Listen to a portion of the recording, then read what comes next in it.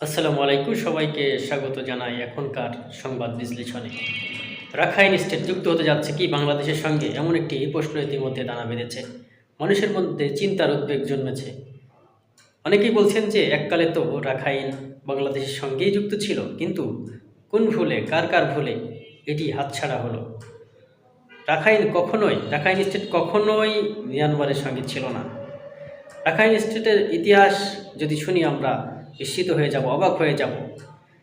কোনো এক কালে, ধরা হয় সঠিক সালটি তখন অনুমেয় নয়, তবে 1900 শতকের দিকে একটি বঙ্গোপসাগরে, আমরা জানি যে বঙ্গোপসাগরে একটি জাহাজ ডুবে যায়। সেই জাহাজ ডুবে থেকে বেঁচে ফেরা কিছু মানুষ বর্তমানে রাখাইন স্টেটে গিয়ে বসবাস শুরু করে বা বসতি স্থাপন করে। পরবর্তীতে সেই জায়গায় লাখে লাখে মানুষ তৈরি হয় বা জন্ম নেয়, এবং সেইখানেরকার পরিবেশ আমরা জানি যে রোহিঙ্গাদের আবাসস্থল নামে পরিচিত।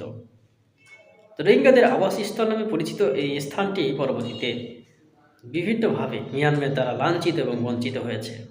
1947 সালেও এটি বাংলাদেশের সঙ্গে যুক্ত হওয়ার সুযোগ ছিল।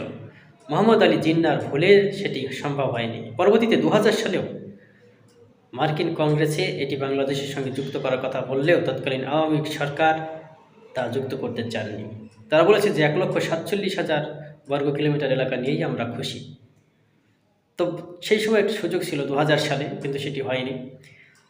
আর মোহাম্মদ আলী জিন্না ভুলে এই ম্যাপ থেকে তারা মূলত বেরিয়ে যায়, কিন্তু বাংলাদেশের ইতিহাস, ঐতিহ্য, সংস্কৃতির সঙ্গে মিশে রয়েছে আরাকান রাজ্য। আরাকান রাজ্য যদি বাংলাদেশের সাথে যুক্ত হতো, 2400 বর্গ কিলোমিটার এলাকা, সেখানে খনিজে ভরপুর, যা বাংলাদেশের জন্য একটা অপার সম্ভাবনা দ্বার উন্মোচিত হতো।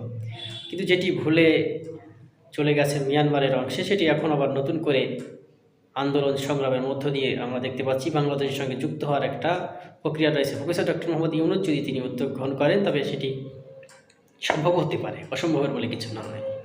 দেখি আমরা আসলে ঘটনা শেষ পর্যন্ত কোন দিকে